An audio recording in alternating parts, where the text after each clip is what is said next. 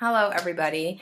My name is Jacqueline, and I am doing my internship at a lot nursing home and rehabilitation. But this past week, the name actually changed, or last week we were bought over by a private company. So it's now known as Fishkill Center for Rehabilitation and Nursing. As of right now, besides the name change and some updates to the building, there haven't been any major changes, but I'm sure in the weeks to come that will change. I spend a lot of time on the secure dementia unit, which, as I've spoken about before, I was very nervous, but now obviously I love that unit.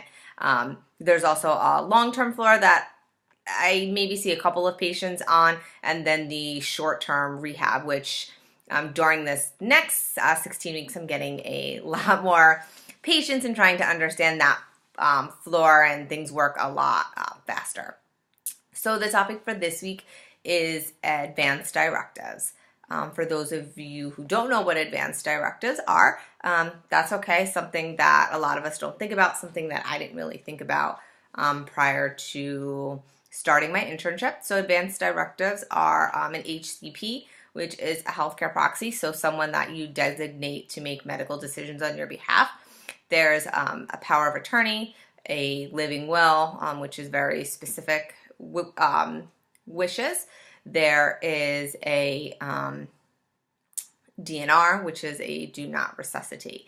The reason advanced directives are so important is because I can't tell you how many times I see a family member come in. They're severely cognitively impaired, and you have two family members that are fighting over what their loved ones' wishes were, whether it be a feeding tube or palliative care, also known as end of care. You may have one family member saying, "Mom would never have wanted that. We're not going to do that," and just kind of let their loved one pass off. You may have another loved one who is saying, "Absolutely not. I want to do everything to keep Mom alive." And that's a huge thing when we talk about keeping someone alive. What does that mean to you? Does keeping someone alive mean letting them be kind of somebody laying in bed? They can't open their eyes. They're nonverbal. They're severely cognitively impaired. They can't squeeze your hand. They're just a body laying there hooked up to machines. Or is somebody, somebody that even if they're moderately cognitively impaired, they can still kind of have a conversation. They can look at you. They can engage. So I think that that's really important to understand what your definition of quality of life. What else? Advanced directives, again, are, some of the forms are different in each state. I'm only familiar with the ones in New York. And we did have a patient from New Jersey, so I'm aware of those forms.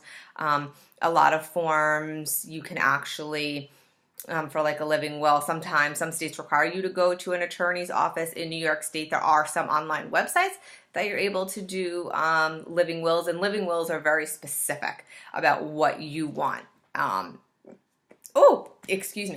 A family member can actually sign a DNR depending on where the patient is. If the patient is severely cognitively impaired, a family member can sign off. Social workers can sign off on it underneath them, and then usually two doctors would have to agree to sign off on a DNR. So there would have to be a significant reason. But if someone is mildly cognitively impaired or not cognitively impaired, they have to agree to a DNR. You can't just say, "Oh, yeah, I'm going to just give them a DNR." And a healthcare proxy is something that the patient has to agree to. So we have a patient, some moderately cognitively impaired patients are able to. It kind of depends on the day, but there are some. But if you're severely cognitively impaired, you can designate a healthcare proxy to make those decisions for you. So it's important to think about. So my question to the class is, number one, have you ever thought about your wishes and your advanced directives in the future?